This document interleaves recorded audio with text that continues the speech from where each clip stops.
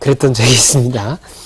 자, 그 다음에 냉대화가 많은 여성분들이 있어요. 이 냉대화가 많은 여성들은 그 동의보감에 보면 이런 이야기가 나옵니다. 냉대화가 많으면 아이를 갖기 어려우니 빨리 치료해야 된다. 이런 이야기를 합니다. 비유를 하자면 이런 거하고 비슷해요. 담배과에 보면 써있는 얘기 있죠.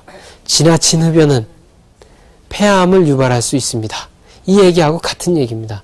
우리가 담배를 피우면 꼭 폐암에 걸리는 건 아니지만 폐암 환자의 거의 대부분은 담배를 피워요. 마찬가지로 냉대화가 많으면 꼭 아이를 못 갖는 건 아니지만 아이를 못 갖는 분들의 대부분은 냉이 많아요. 그런 이야기입니다. 그래서 이제 냉을 먼저 치료를 해줘야 되겠다. 이런 이야기죠. 그래서 냉대화가 많은 여성분들은 조금 전에 말씀드렸던 그런 분들과 이제 원인이 사실은 같아요. 호르몬 불균형 때문에 오는 거라고 보시면 됩니다. 이럴 때 특징이 뭐냐? 입술이 건조해져서 이렇게 자꾸 뜯게 되는 그런 거를 볼 수가 있습니다. 자, 32세 된 여성분인데요. 이분이 딱 왔는데 입 주변에 여기 턱 주위에 뾰루지가 뭐 다다다다닥 이렇게 붙어서 났어요.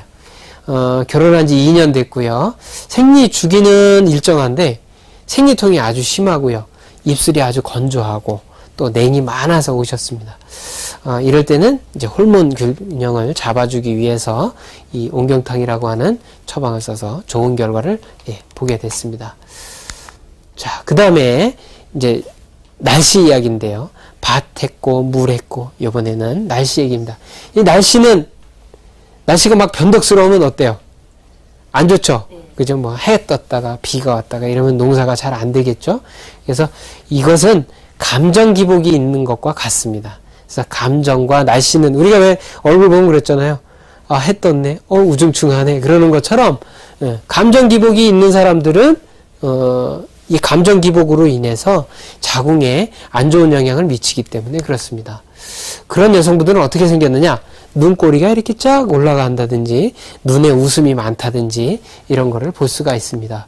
자, 29세 된 여성분인데요. 이분이 눈꼬리가 이렇게 착 올라가가지고 약간 좀 신경질적으로 이렇게 생기셨습니다. 아이가 없었고요. 생리가 아주 길어졌어요. 주기가.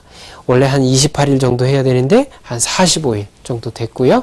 생리통이 아주 심하고 감정 기복이 심하고 그래서 왔습니다. 그래서 이럴 때는 조경종옥탕이라는 처방을 써서 이 감정 기복을 잘 조절을 해줘야 되는데 이분은 이렇게 해드렸더니 아이도 갖고 생리도 정상적으로 돌아오게 되었습니다.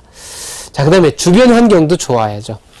우리가 농사를 지을 때 내 밭만 좋으면 되지 이러면 안 됩니다. 주변에 있는 밭들도 같이 좋아야죠. 우리가 물을 댈 때 한 밭만 되지는 않잖아요. 물이 흘러갈 때 이쪽 위에 쪽 밭에부터 이렇게 잘 거쳐서 와야 되기 때문에 주변에 있는 밭도 환경이 좋아야 됩니다. 이 얘기는 우리 인체에서 어떤 거하고 어떤 데 비유를 할 수 있냐면 오장육부가 다 좋아야지만 자궁도 좋아질 수 있다. 이런 이야기입니다. 그 중에서도 위하고 아주 밀접한 관련이 많기 때문에 위장을 중점적으로 말씀을 드리겠습니다. 위가 안 좋으면 당연히 소화가 잘 안 되고 가슴이 답답한 이런 증상을 나타내게 됩니다. 그리고 얼굴이 누리끼리 한 것을 볼 수가 있는데요. 예를 들어서 보겠습니다. 36세 된 여성분이 오셨는데 이분 얼굴이 탁 오는데 첫 인상이 누리끼리예요. 아주 누렇고 그 다음에 손을 보니까 손바닥도 노래요. 이러면 위가 안 좋은 겁니다.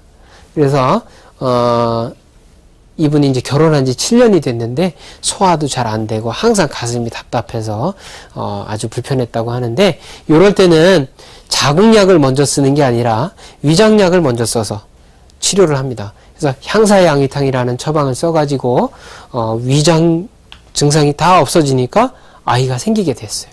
그래서 참 인체는 묘하구나 라는 거를 다시 한번 실감을 할 수가 있었습니다. 자, 지금까지 한 이야기를 좀 요약을 하자면 4가지 얘기했죠. 밭, 물, 날씨, 그다음에 주변 환경 이렇게 이야기를 했습니다. 다들 머리가 아주 좋으신 것 같은데 자, 그런데요. 임신을 하려고 하면은요. 성급하면 안 돼요. 예? 참을성이 있어야 합니다. 어떤 참을성이 있어야 되느냐? 아까 제가 씨앗 이야기를 하면서 내 몸 상태가 그대로 반영이 되어야 한다고 그랬잖아요. 자기 몸 상태는 개선할 생각을 안 하고 무조건 아이 먼저 가지려고 합니다. 그러면 안 되고요. 자기 몸의 건강부터 정상적으로 만들어줘야 건강한 아이가 나오게 됩니다. 그러기 위해서는 인내라는 것이 필요하죠. 인내, 그러니까 그 생각나는 사람이 있습니다. 알렉산더 대왕. 여러분들 다 아시죠? 네, 세계적으로 다 유명합니다. 이 알렉산더 대왕이 친구한테 선물을 받았어요. 개 선물을 받았어요. 아주 사냥개, 좋은 개를 2마리를 선물을 받았는데, 이 알렉산더 대왕이 사냥을 무척 좋아했대요. 그래서 선물 받은 개를 2마리를 끌고 사냥을 갔습니다. 토끼 사냥을 갔어요. 근데 이 개가요, 말을 안 들어요. 에? 토끼가 막 뛰어다니는데도 뛰지를 않고 잡을 생각도 안 해요. 그래가지고 너무 화가 나가지고 개를 죽여버렸어요. 에? 그러고는 친구를 불러가지고 혼을 냈어요. 아니, 세상에 토끼도 못 잡는 그런 놈을 선물이라고 하냐고. 넌 친구도 아니야. 이제 막 화를 냈습니다. 그러니까 그 친구가 그 아까운 개를 왜 죽이셨습니까? 그 개는 호랑이와 사자를 잡는 용도로 이렇게 훈련시킨 개인데 그 하찮게 토끼 사냥을 시키니까 사냥을 안 했던 거 아닙니까? 예. 그래서 이 알렉산더 대왕이 굉장히 후회를 했다고 그래요. 예. 조금만 참았으면 이 사자나 호랑이를 사냥할 때 아주 요긴하게 잘 써먹을 수 있었을 텐데 좀 참지 못해서 그냥 욱해가지고 바로 죽였던 거죠. 여러분들도 인내심을 가지고 있으면, 아까 처음에도 왜 제가 끝까지 인내하라 그 예를 들어드렸죠. 빌 포터 이야기처럼 인내심을 가지고 잘 사시기 바랍니다. 예, 마치겠습니다.